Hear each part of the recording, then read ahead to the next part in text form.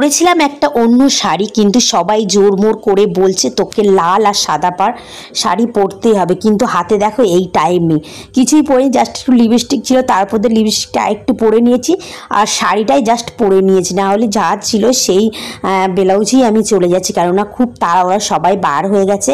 হ্যাঁ, যাব জলসইতে, আমাদের এখানে ছোট্ট করে একটু অনুষ্ঠান হচ্ছে, তোমরা জানো শিব চতুর্দশী হিসাবে, তো ওখানে সবাই জলসইতে যাব, সবাই লাল আর সাদা শাড়ি পরছে, আর একরকম শাড়ি পরলে কিন্তু বেশ সুন্দর লাগে বলো, তো তার জন্য আমিও সাদা লাল পাড়ে শাড়ি পরে নিয়েছি। আর এখানে একটা পুকুর আছে, এই পুকুরে মানে ঠাকুর ভাসানো হয়, প্রত্যেক ঠাকুরই ভাসানো হয়, তো সেখানে যাব জল সইতে। আর দেখো সবাই একরকম শাড়ি পরেছে, কত সুন্দর লাগছে, একটা একরকম শাড়ি পরলে একটা অন্য রকম লাগে। তো আমি কিন্তু এখানে প্রথমেই এসছি জল সইতে, আগের বছরে আসা হয়নি, এবছরটা এসছি, যেহেতু সবাই জোরমোর করছে, মা বলছে চ যায়, আর আমি আর মা এসছি, মাম্মামকে বাড়িতে রেখে দিয়ে এসছি। আর আমাদের এখানে কি বলো তো, আগে মানে আগের বছর থেকে আরও ধুমধাম করে পূজাটা হবে, যেহেতু আমাদের এখানকার গ্রামটা না ছোট গ্রাম, তার জন্য একটা পয়সা কড়িরও ব্যাপার আছে, সবাই দিয়ে না এত ধুমধাম করা যায় না, কিন্তু পরের বছর থেকে আরও সবাই বলছে ভীষণ ধুমধাম করব।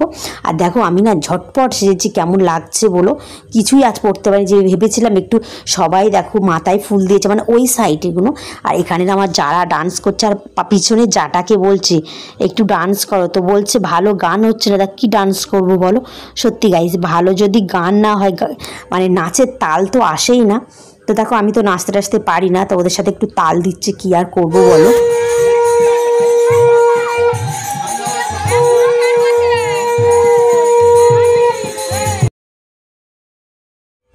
তো জল শুয়ে সবাই চলে এসছে, আর এখানে কি জল নিয়ে কি করে আমি ঠিক জানি না, ওই যে ঘোরে বলে না, তো আমি তো এইগুলো এই নিয়মটা কানুনগুলো জানি না।